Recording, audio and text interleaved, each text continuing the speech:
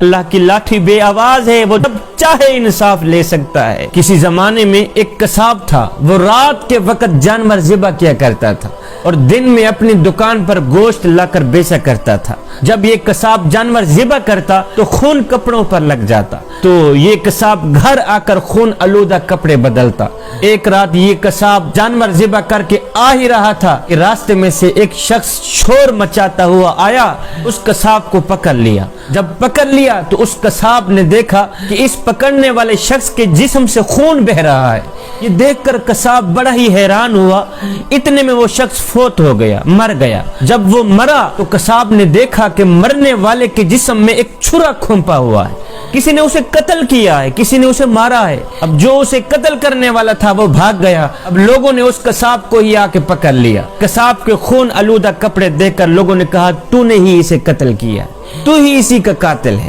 لوگوں نے اس قصاب کو پکڑ لیا، قاضی کے پاس لے گئے، قصاب پر مقدمہ چلایا گیا۔ لوگوں کی گواہی سن کر قاضی نے قصاب کو پھانسی کا فیصلہ سنا دیا۔ جب قصاب کو پھانسی کے لیے تختے پہ لایا گیا تو قصاب کی آنکھوں سے آنسو نکل رہے تھے۔ قصاب کی آنکھوں سے نکلے آنسو دیکھ کر تختے پر لانے والے پولیس افسر نے پوچھ لیا کیوں رو رہے ہو؟ اب کچھ زیادہ ندامت ہونے لگ گئی۔ اس قصاب نے کہا میاں ندامت تو ہو ہی رہی ہے، لیکن میں اس بندے کا قاتل نہیں ہوں جس کی سزا مجھے ابھی مل رہی ہے، اصل میں کسی اور کا قاتل ہوں۔ میاں میں اس بندے کا قاتل نہیں ہوں جس کی سزا مجھے مل رہی ہے، جس کی سزا میں مجھے پھانسی دی جا رہی ہے، اصل میں کسی اور کا قاتل ہوں۔ پولیس والے نے کہا وہ کیسے؟ قصاب نے کہا میاں سن، میں بہت عرصہ پہلے کشتی چلایا کرتا تھا۔ ایک بہت بڑا دریا تھا، دریا کے اس کنارے کے لوگوں کو دوسرے کنارے تک پہنچاتا تھا۔ ایک دن ایک لڑکی میری کشتی پہ سوار ہوئی۔ جب میں نے اس لڑکی کو دیکھا تو وہ چاند کا ٹکڑا ہی تھی، بڑی ہی حسین و جمیل حسن کی ملکہ تھی۔ اللہ تعالیٰ نے بڑے ہی حسن سے نواز رکھا تھا۔ میرا دل اس لڑکی پر فدا ہو گیا۔ میں نے اس لڑکی کو اشارے میں بات کی اور اس لڑکی نے مجھ سے اشارے میں بات کی، تو میں نے اپنی خواہش کا اظہار کیا کہ میں تم سے اپنی خواہش پورا کرانا چاہتا ہوں۔ اس نے کہا نہیں، اس سے بہتر ہے کہ ہم نکاح ہی کر لیں۔ کہا وہ کیسے ہوگا؟ وہ جوان لڑکی نے کہا کہ تم میرے والدین کے پاس جا کر رشتہ مانگ، وہ تجھے رشتہ دے دیں گے، پھر ساری زندگی اکٹھے رہیں گے۔ کہتا ہے میں نے جا کر لڑکی کے والدین سے رشتے کی بات کی۔ انہوں نے کہا ہماری لڑکی تو اتنی حسین و جمیل ہے، خوبصورت، پڑھی لکھی ہے، اللہ کی نیک بندی ہے، تیرے اندر تو ہمیں ایک خوبی بھی نظر نہیں آتی، لہٰذا ہم تجھے اپنی لڑکی کا رشتہ نہیں دیتے، تو یہاں سے چلا جا۔ میں بہت ہی مایوس ہو کر واپس چلا گیا۔ میری اس محبت میں، میرے پیار میں، میری مایوسی میں 2 سال گزر گئے۔ 2 سال کے بعد ایک دن میں کشتی چلا رہا تھا، ایک عورت میری کشتی پہ سوار ہوئی۔ اس عورت کے ساتھ اس کا ایک بچہ بھی تھا۔ جب میں نے غور کیا تو دیکھ کر حیران رہ گیا کہ یہ وہی لڑکی تھی جس کی محبت میں 2 سال میں نے بڑے ہی مشکل سے گزارے۔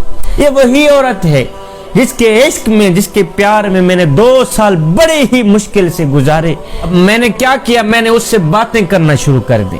اب اس لڑکی نے کہا نہیں، میں تجھ سے باتیں نہیں کر سکتی، اس لیے کہ میں کسی کی امانت ہوں، میری شادی ہو گئی، یہ میرا خامد ہے، دیکھو یہ میرا بیٹا ہے، میں کسی کی امانت ہوں، میں تیرے ساتھ بات ہرگز نہیں کر سکتی۔ میں نے اسے بہت باتوں پہ مائل کیا، لیکن وہ بت بن کر بیٹھی ہی رہی، کوئی جواب نہ دیا۔ ادھر میرے دل میں گناہ کا خیال آیا کہ آج وقت ہے میں کچھ نہ کچھ کر ہی لوں، آج وقت مل گیا ہے کہ میں اپنی خواہش پوری کر ہی لوں۔ 2 سالوں کی محبت میں نے دل میں سما رکھی ہے، 2 سالوں کا پیار میں نے دل میں سما رکھا ہے، آج وقت مل گیا ہے کہ میں کچھ نہ کچھ کر ہی لوں اس کا۔ اب میں نے اس لڑکی کو کہا کہ میرے قریب آؤ، میری خواہش پوری کرو۔ وہ لڑکی کانپ اٹھی، کہا خدا کا نام لو، اللہ سے ڈرو، اس کے عذاب سے ڈرو، میں کسی کی امانت ہوں۔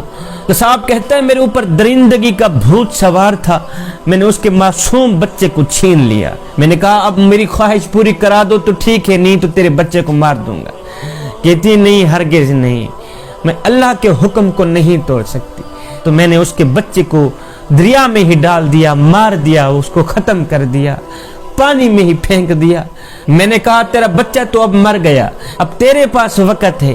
وہ چیختی رہی، چلاتی رہی، میرے آگے منتیں کرتی رہی، میرے آگے وسیلے دیتی رہی، میرے آگے فریادیں کرتی رہی، لیکن مجھے پھر بھی رحم نہ آیا اور میرا دل پھر بھی نرم نہ ہوا۔ میں نے کیا کیا؟ زبردستی سے उस लड़की को पकड़ा, उसके साथ मैंने गुनाह किया। गुनाह करने के बाद मेरे जहन में ख्याल आया कि अगर इसे मैं ऐसे छोड़ दूं तो ये घर जाएगी, अपने बच्चे के कत्ल का मुकदमा मेरे ऊपर दर्ज कराएगी और मुझे फांसी पे लटका देगी। इस सोच की बुनियाद पर मैंने उस लड़की को भी जान से मार दिया। जान से मार कर मैंने उसे पानी में फेंक दिया और वापस चला गया। ये कहने के बाद वो शख्स खून के आंसू रोने लगा, रो कर कहने लगा, मियाँ मुझे इस कत्ल की सजा नहीं मिल रही, मुझे तो उस कत्ल की सजा मिल रही है जो 20 साल पहले मैंने कत्ल किए थे।